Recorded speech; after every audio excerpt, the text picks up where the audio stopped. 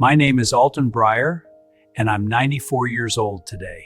I never imagined I'd live long enough to regret so much. For most of my life, I believed tomorrow would always wait patiently. I thought there would be time to fix everything eventually. Time felt slow when I was young and ambitious. I believed opportunities would circle back if I missed them. I assumed the people I loved would always understand. I thought apologies could be delivered later without consequences. I treated time like something stored safely in reserve. I was wrong about almost all of it. When I was 30, work felt more important than anything else. I wanted success badly enough to sacrifice feelings at home. Providing money felt like the same thing as love. I mistook financial security for emotional presence and connection. My children watched television while I stayed late working. My wife waited quietly with dinner growing cold. I told her it was temporary and necessary. She nodded gently, believing in the future I described. Yes, I believe it too. I promised conversations we never truly had. I promised vacations we never actually planned. Slowly, the house became quieter without me noticing. My son stopped asking if I would attend games.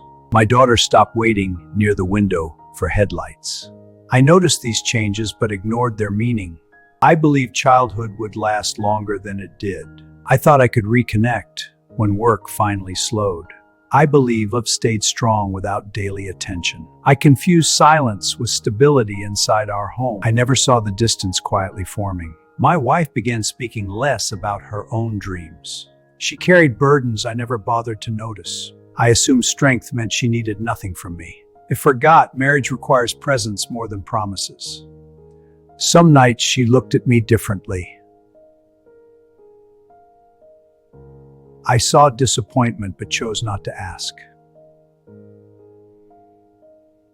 It was easier pretending everything remained normal. We slept beside each other yet felt miles apart. Years passed without real conversations between us. I believed time would repair the cracks naturally. One day my son moved out without much emotion. My daughter followed soon after, chasing her own life. The house felt strangely large and unfamiliar. I told myself this was the natural order.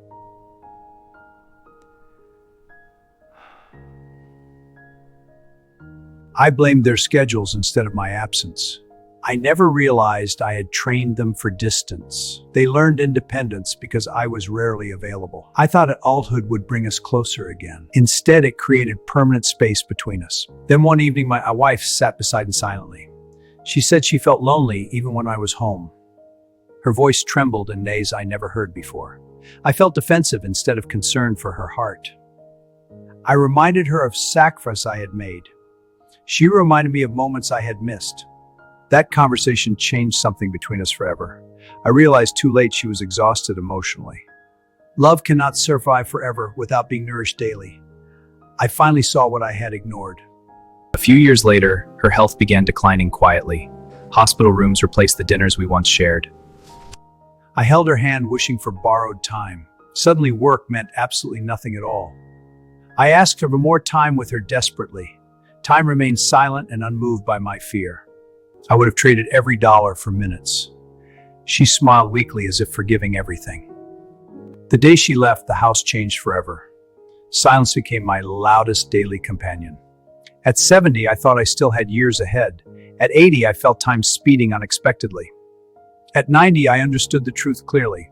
There is never as much time as assumed. Regret grows heavy with every quiet birthday. Photographs began speaking louder than voices around me. Memories replace conversations at dinner table. I replay moments wishing to rewrite them differently. I imagine attending games I once skipped.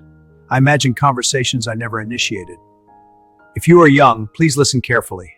Success means nothing without shared memories. Money cannot hug you in hospital corridors. Promotions do not sit beside you at night. Pride will not comfort your spouse when lonely. Children remember presence more than expensive gifts. Love requires attention, not occasional grand gestures. Time is not a resource you control. It moves forward regardless of your plans, and it never refunds what you waste. I am 94 and still learning painful lessons. I would give anything for ordinary evenings back. I would trade achievements for simple family dinners. I would choose presence over pride every time. Do not wait for retirement to prioritize love. Do not assume tomorrow guarantees another opportunity. Call them today while voices still answer. Sit longer at the table tonight. Hold their hands without checking the clock, because one day, like me, you will realize time was never yours. If even one word helped you today, please subscribe and walk this journey with me.